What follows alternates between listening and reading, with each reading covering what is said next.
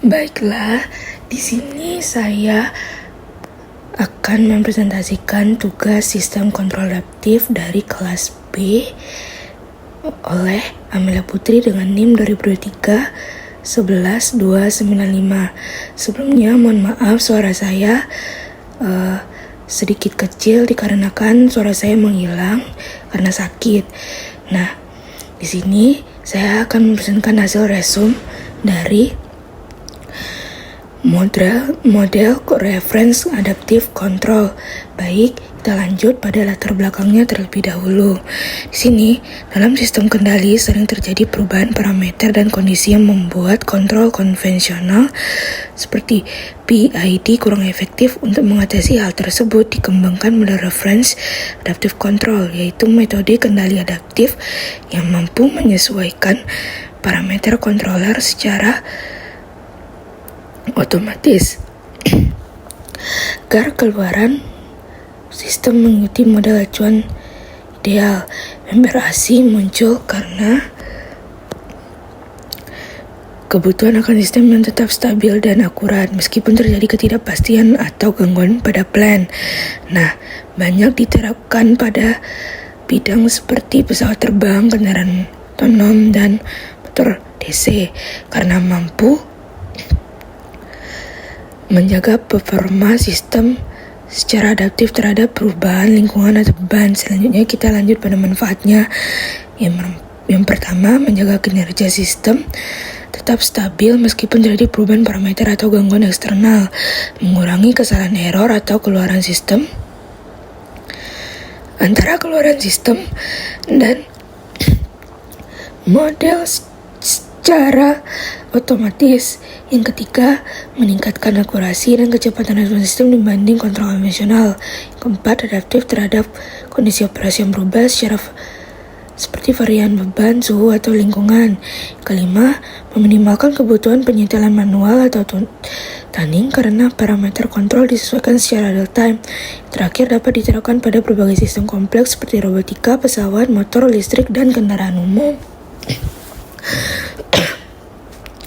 Selanjutnya, pada landasan teori, model reference adaptive control adalah sistem kendali adaptif yang menyesuaikan parameter kontroler secara otomatis agar keluaran sistem mengikuti model acuan yang diinginkan. Sistem ini bekerja dengan membandingkan keluaran plan Y dan model acuan YM, lalu menghasilkan error E sama dengan Y dikurang YM yang digunakan untuk memperbarui parameter kontroler melalui hukum adaptasi.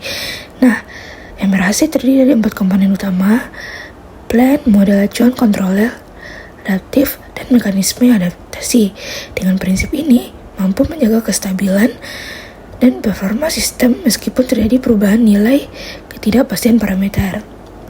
Lanjut pada penjelasan, MRAC merupakan bagian penting dari sistem kendali modern yang dirancang untuk menghadapi ketidakpastian parameter dan dinamika sistem yang berubah-ubah. Nah, ia bekerja berdasarkan prinsip perbandingan antara sistem nyata dan model acuan yang menggambarkan perilaku ideal. Melalui mekanisme adaptasi, sistem dapat menyesuaikan parameter kontrolernya secara otomatis untuk memperkecil selisih atau error antara kedua keluaran tersebut. Keunggulan utama MRAC adalah kemampuan beradaptasi secara real time terhadap kondisi operasi yang tidak menentu tanpa perlu penyetelan manual yang berulang. Karena itu, MRAC banyak digunakan pada sistem yang menuntut kestabilan tinggi seperti pesawat terbang, robot, motor listrik, kendaraan otonom, dan sistem tenaga listrik.